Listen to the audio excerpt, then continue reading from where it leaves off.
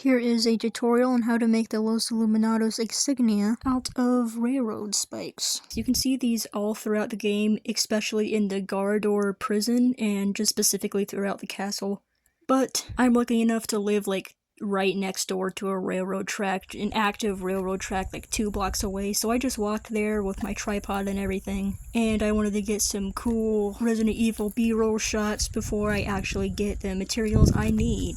And I'm not stealing from the railroad, this is just literal trash that they throw on the side of the bank of the actual tracks, and it gets buried under like concrete and stuff, so I'm just digging it out of the trash to make stuff out of it. And people take these all the time to make like throwing knives and stuff out of it, and they melt them down to get the iron from it. But to make the effigy, we're going to need 3 of these, so here's 1, 2, and 3. These things are everywhere. Got my 3 railroad iron spikes, so let's go 2 blocks that way to my house to fit these together into a Los Illuminados insignia.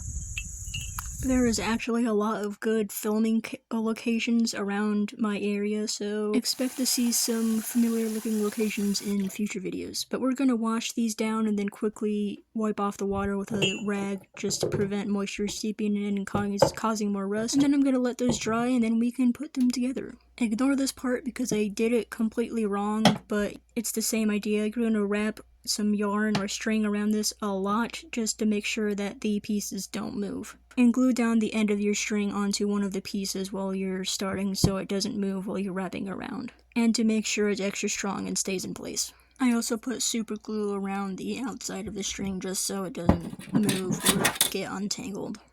Completely ignore that last part. I had these 2 front ones facing the opposite way, so I had to cut off all of my stuff and redo it.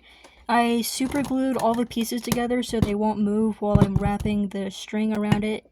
Never mind, it just broke. But I'm just gonna glue some string here so it doesn't move and then wrap it again. And as I'm wrapping it, I'm gonna glue in the pieces where they overlaps just to keep the string in place as I wrap more.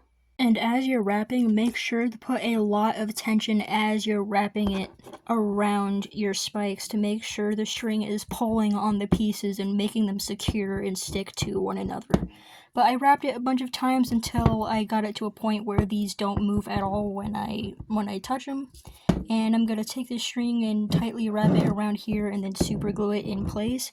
And then now we can work on the hanging fixture. I'm going to put glue where the yarn overlaps with other yarn just to make sure it doesn't come untied or untangled. Like I just said, pull a lot of tension on it as you're wrapping it and wrap it a lot of times around the top where the head of the spike is. And when you feel like you've wrapped enough, take it to the back and pull it straight up and glue it in place so the string is going straight along the back of the spike. And pull your string to double the distance you want the hanging part to be and then glue the end piece straight back down on the back.